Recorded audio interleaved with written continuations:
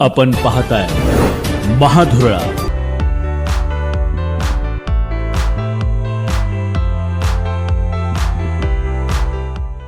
नमस्कार. महाधुरळा यूट्यूब चॅनलमध्ये मी गुरु बाळमाळे आपल्या सर्वांचं मनापासून स्वागत करतोय. कोल्हापूर महापालिकेच्या महापौरपदी रूपा राणी निकम यांची निवड होणार हे निश्चित झालेलं आहे.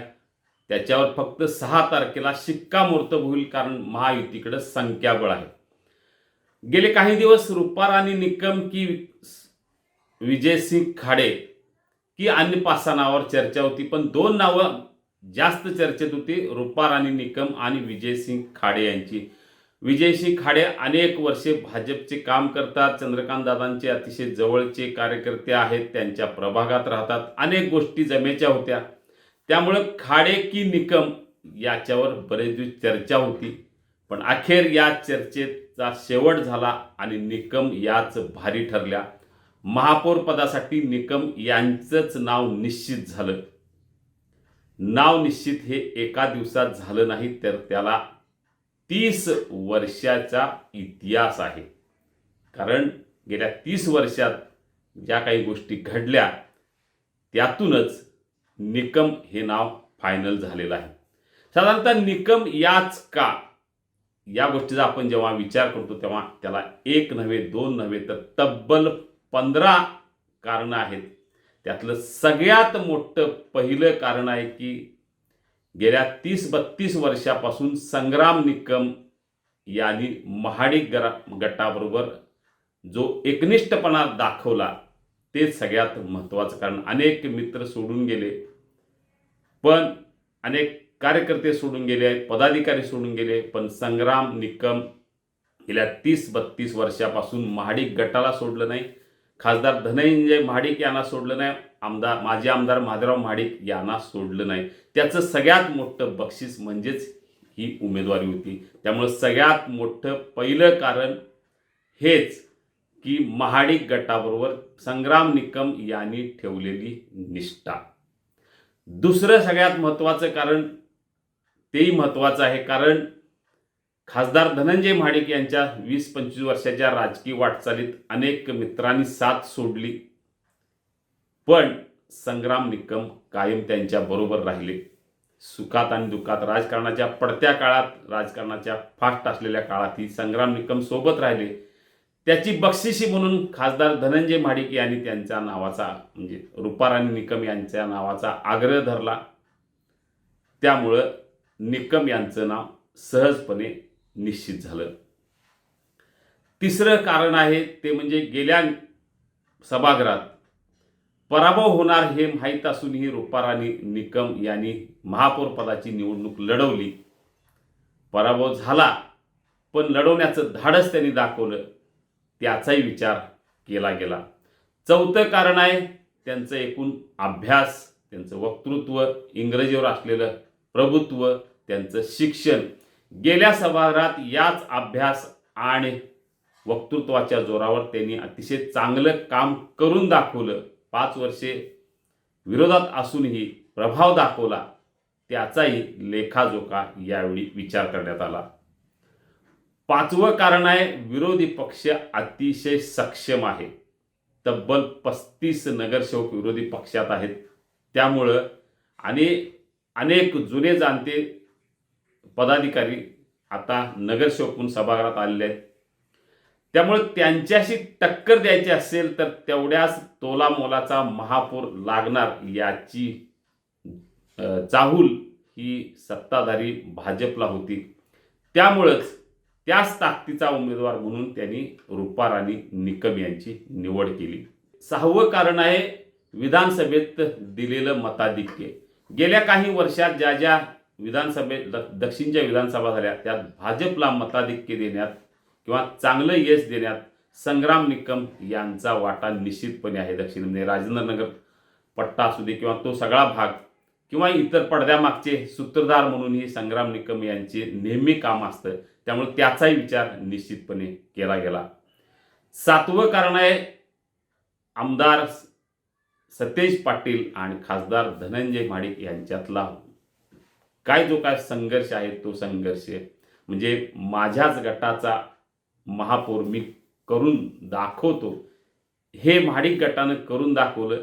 म्हणजे एकीकडं सतेज पाटील यांना शहद म्हणून हा प्रयोग निश्चितपणे केलेला असणार आहे. महाडिक आता भाजपमध्ये नौके नाहीत, ते भाजपचेच आहेत हे चंद्रकांत दादांनी स्पष्ट केलं.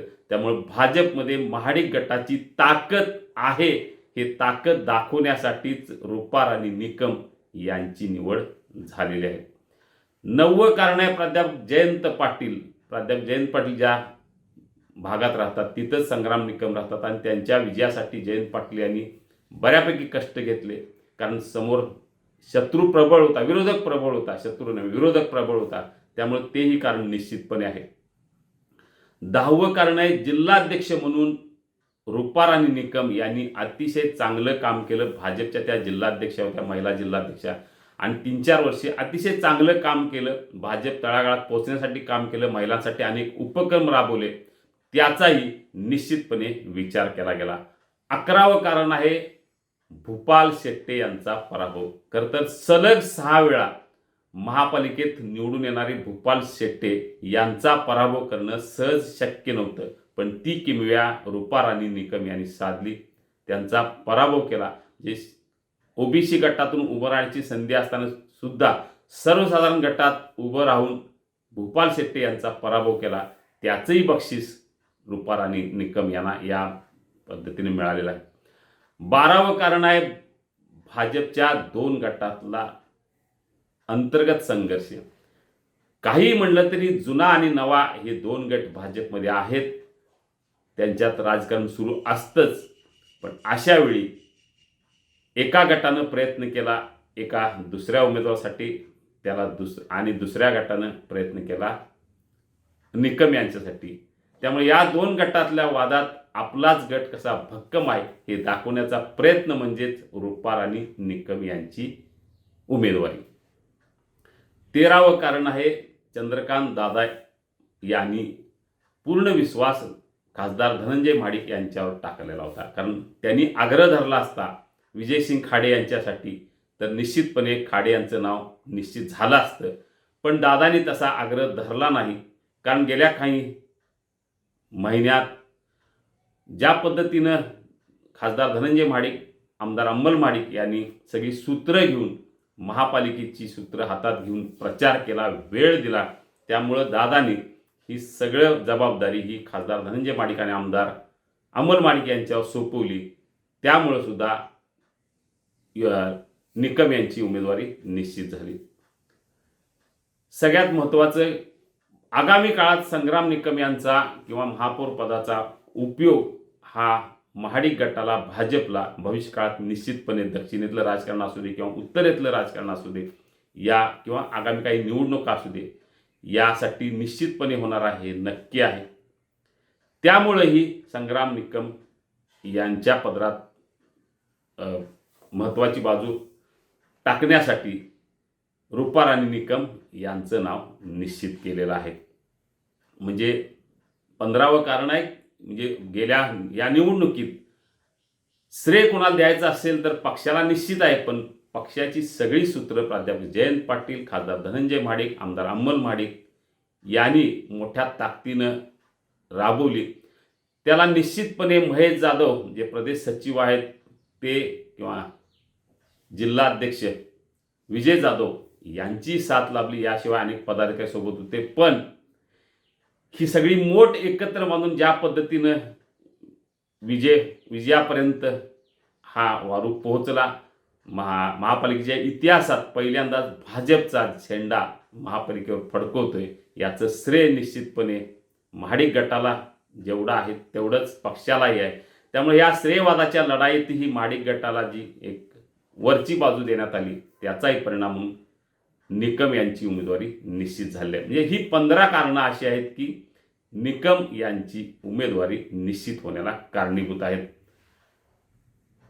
अशाच काही राजकीय बातम्या आपल्याला हव्या असतील तर आत्ताच सबस्क्राईब करा महाधुरळा यूट्यूब चॅनल. धन्यवाद. हे आहे गोकुळचं श्रीखंड, अगदी जिभेवर रेंगाळणार. जिभेवरच नाही तर मनावरही रेंगाळणार. गोकुळ श्रीखंड, मनावर रेंगाळणार.